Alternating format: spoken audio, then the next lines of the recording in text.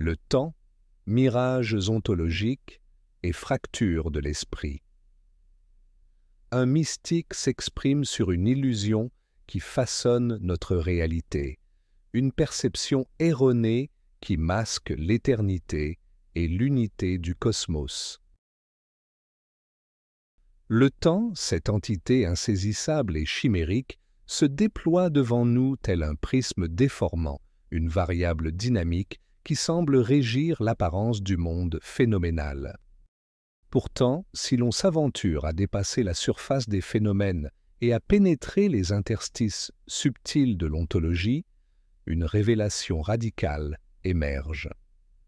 Ce que nous identifions comme le temps n'est qu'un artefact cognitif, une construction de l'esprit induite par la conscience humaine. Il ne réside pas dans la structure objective de l'univers, mais plutôt dans la subjectivité de l'expérience sensorielle et perceptuelle. Ce qui semble être un continuum linéaire n'est en réalité qu'une illusion psychologique, une projection phénoménale d'un mental fragmenté, un processus cognitif émergent et phénoménologique.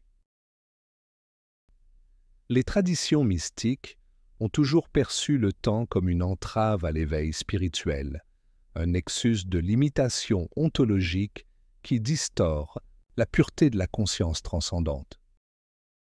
Selon les enseignements hermétiques, le temps est un voile fugace, une donnée extrinsèque imposée à l'esprit par les mécanismes de perception sensorielle. L'absolu, le non-manifeste, est, par définition, dénué de toute temporalité, et c'est au travers du prisme illusionniste du temps que nous interprétons les événements du monde sensible. Pour le mystique, le temps est une apparence qui cache l'immanence de l'éternité, un constructivisme mental qui dénature la réalité ultime. Dans cette optique, l'instauration de la conscience dans un flux linéaire de moments, de présent et de futur se révèle être une déformation cognitive. Le Kybalion et d'autres traditions ésotériques affirment que, dans l'ordre supérieur de l'existence, tout se trouve simultanément dans l'instant perpétuel, une sorte de superposition ontologique où passé et futur se confondent, révélant que la structure même de notre compréhension du temps est erronée. Le temps, en tant que facteur quantifiable et dynamique, est ainsi une illusion subordonnée à l'interprétation mentale des phénomènes, une réduction de la réalité absolue à une séquence discontinue d'événements. Les avancées scientifiques contemporaines viennent corroborer cette vision mystique, car elles redéfinissent les fondements mêmes de notre compréhension du temps.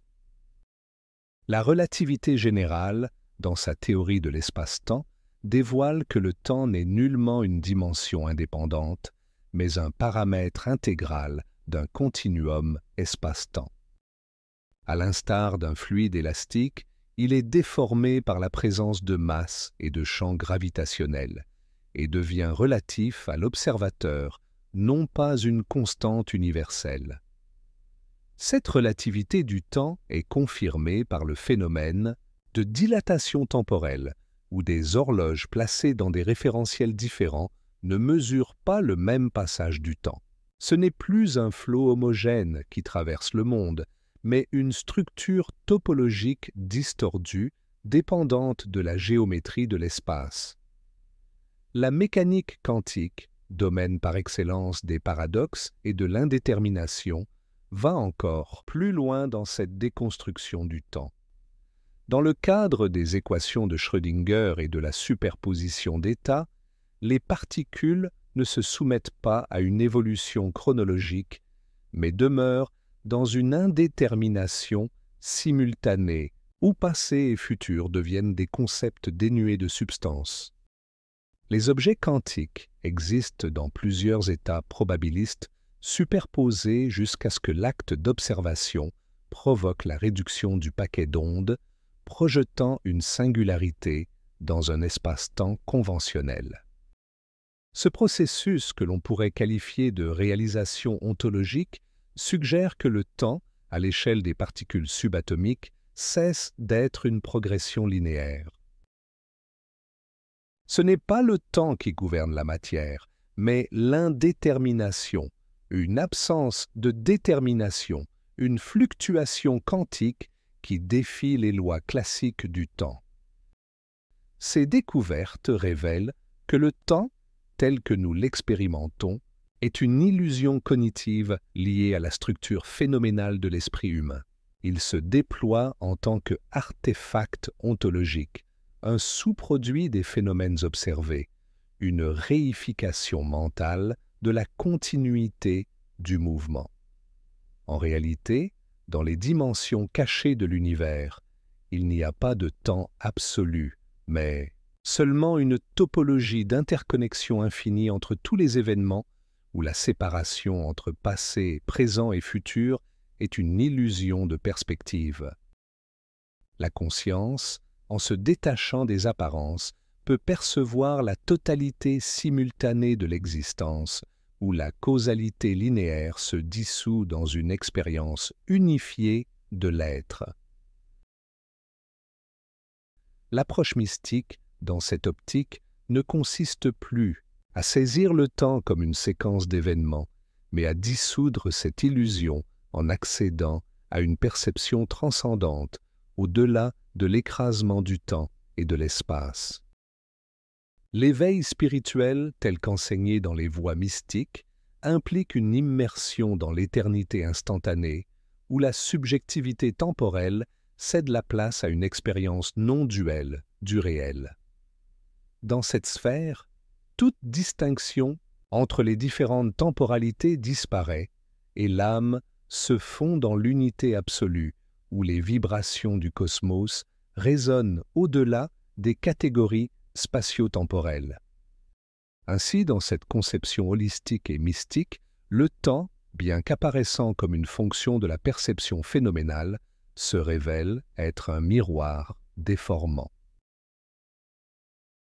Il est une projection mentale, une illusion ontologique qui fragmente l'unité fondamentale de l'être.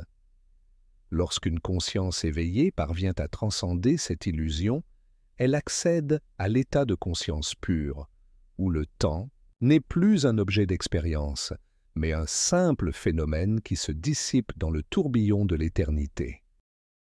Dans cette réalité ultime, il n'y a ni début, ni fin, ni passé, ni futur, mais une expérience intemporelle de l'être qui se déploie au-delà de toute compréhension humaine.